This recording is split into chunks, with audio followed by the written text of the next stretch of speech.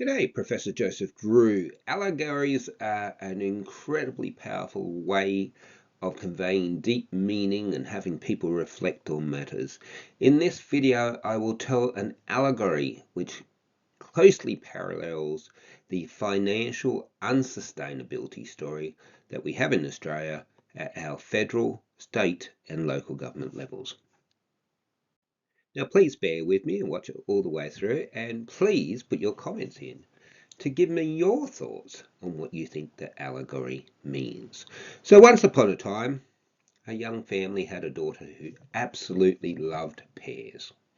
And we were walking through Bunnings one day, and the daughter said to the parents, "Look, there's a pear tree for sale. Can you please buy the pear tree and plant it?" So being kind parents, you bought the pear tree and took it home, and being very kind parents, you said to the daughter, "Okay, would you like to plant this pear tree? It can grow up as you grow up, and then you can eat of the delicious fruit. We'll let you do whatever you want here and just support you." So the child picked a spot right next to the house. Now at the time you thought to yourself, maybe this isn't a good idea, but you planted the tree. The daughter really did love it.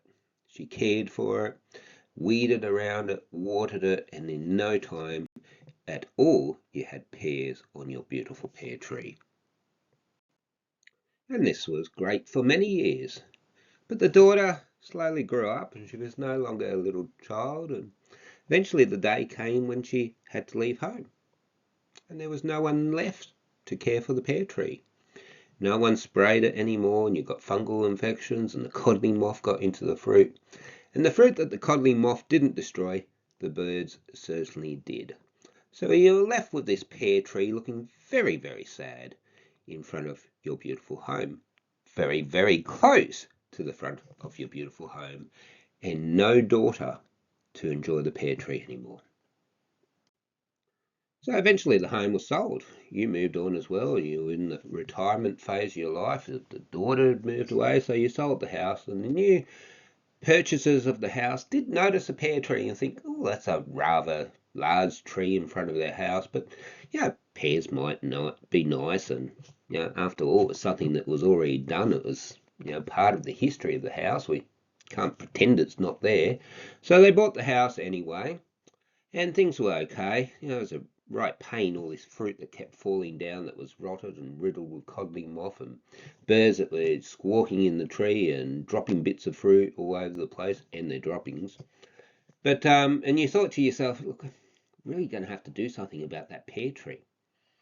And you thought that for a while, and you put it off each year, because each year you had to do something about that pear tree involved pain. It costs a lot of money to cut down a fruit tree, and you didn't have the money to spare. So you put it off and you put it off, and you're planning on doing something about it next year. And then the storm came through, and the tree came crashing down into your house, and you were left wondering how on earth you would pay for the repairs, because your insurance won't cover things if you're silly enough to plant a pear tree right in front of your house and do nothing about it being overgrown. So new owners knew nothing about the previous owners, knew nothing about the little girl that loved pears, who had watered this pear tree and cared for it and weeded this pear tree. These new owners were stuck with the bill. And that's really the story of financial unsustainability throughout the Western world. Jot down your comments, tell me what you think. I'll probably have a follow-up video. Let me know if you like the allegories, but I'm with Aristotle on many things, and one of the things I'm really on board with is the power of an allegory to make people stop and think about what they're doing. Thank you very much for your time. Goodbye.